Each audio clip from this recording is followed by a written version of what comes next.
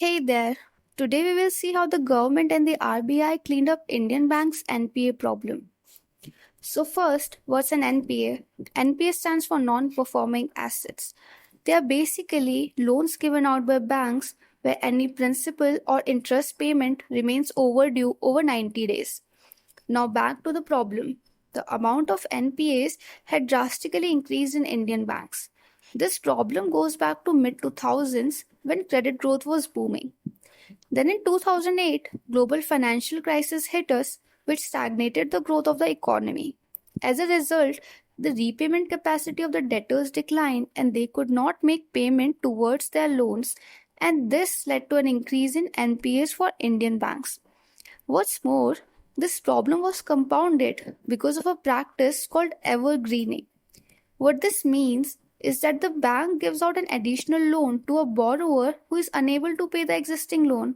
Then borrower uses this additional loan to repay previous loans due, and it looks like the borrower is able to manage payment on their loans and there is no bad debt. This practice reduced the amount reported as NPAs with Indian banks. So there was no clarity of the actual amount of NPAs. So the first step towards solving this was to get a clear picture of the NPA situation. The RBI in 2015 conducted an inspection of selected banks' balance sheets at random. This report was called Asset Quality Review. After the AQR, the bank's gross non-performing assets sharply jumped to 7.6% in March 2016 from 5.1% in September 2015. Now, the jump in NPAs meant that the banks had to write off these bad debts from their assets. The banks had to use their capital to compensate for the return of debts. This reduced their capital, so they needed more money to be able to lend out more loans. Then the government stepped in to solve for low capital. Between 2017 and 2021, it infused over 3 lakh crore rupees to strengthen Indian banks by issuing a special recapitalization bond. What this means is that the government issued bonds to the banks. The banks use their deposits to buy them, and then the government gives the money raised back to the banks. So now banks have recapitalization bonds plus money from this government, and the government is able to give money to banks without using its own funds and has to pay interest that amounts anywhere between 6% and 8% a year. Think of it like this. Imagine a group of friends who participate in a monthly kitty party. Each member contributes a certain amount of money into a common pool.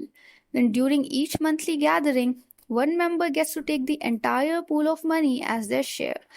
Just as in a kitty party where everyone contributes to and benefits from the pool of money, in government recapitalization, banks receive funds from the collective pool created by the government issuing bonds. This helps strengthen the bank's financial position without the government immediately spending its own funds.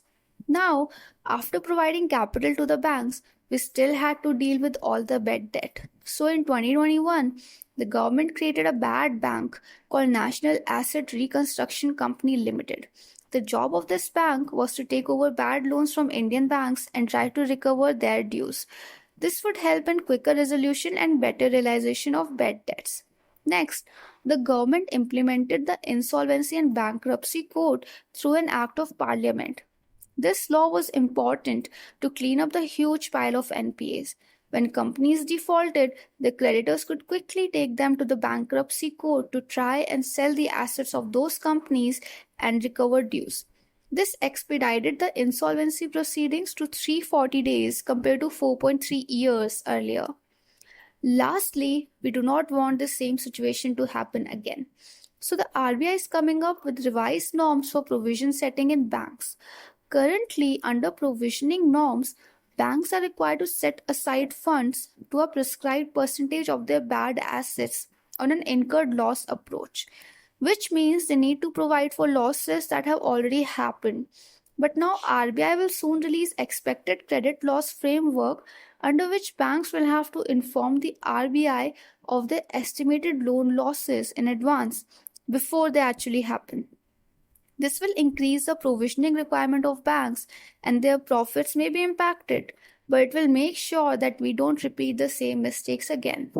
So, yeah, this is how the NPA situation was cleaned up. Look at the description below for an explanation of jargons. Thanks for watching.